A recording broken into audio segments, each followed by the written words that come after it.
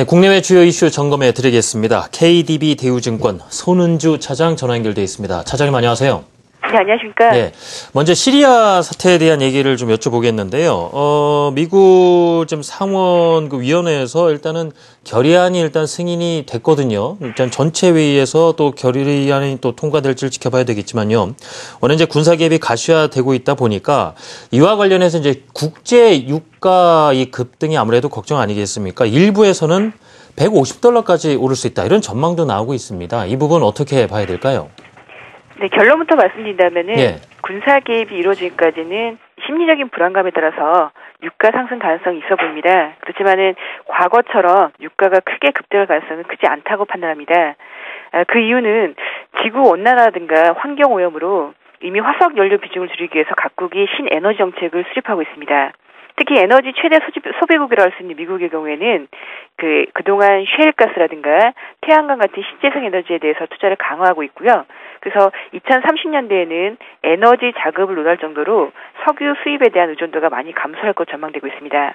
특히 유가가 만약 높아지면은 이에 따라서 대체 에너지라든가 신재생 에너지 그리드 패러티 도달이 좀 더 빨리 이루어지기 때문에요. 오히려 신재생 에너지나 대체 에너지 수요를 더 증가될 수도 있습니다. 결국 시리아 군사 개입이 우려감이 먼저 반영되었기 때문에요.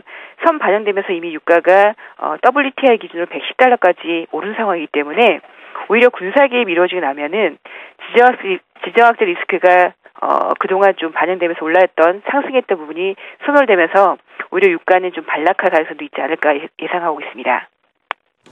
네, 그렇군요. 유가 전망은 그렇게 볼 수가 있겠고 또 한 가지가 요즘 M&A가 이슈였지 않습니까? 미국 1위 이동통신업체죠. 버라이전 커뮤니케이션과 영국 이동통신업체 보다폰 간의 M&A에 이어서 마이크로소프트가 이 노키아의 휴대전화 사업 부분을 인수하기로 했습니다. 그중에서도 이 MS와 노키아 간의 M&A가 삼성전자를 비롯한 우리나라 업체에는 어떤 영향을 미칠까 하는 부분인데 어떻게 보십니까?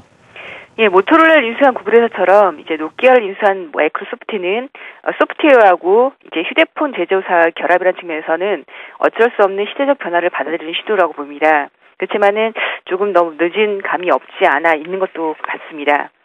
물론 중저가 스마트폰 시장에서 이제 마케팅 비용이 증가할 것이라 우려감이 있습니다. 그렇지만은 시장은 이미 애플과 안드로이드 폰으로 양분화된 상황이기 때문에요.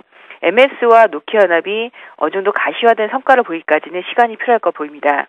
특히 어제 스마트폰에서 이제 삼성이 갤럭시 기어를 공개했는데요. 앞으로는 이제 웨어러블 컴퓨팅으로 차세대 먹거리를 찾아 이동한 단계에 있기 때문에 앞으로 이 부분에서 얼마나 성과를 내냐가 삼성전자에 대한 위협이 되는지 여부를 판가름하는 변수가 될 것 같습니다.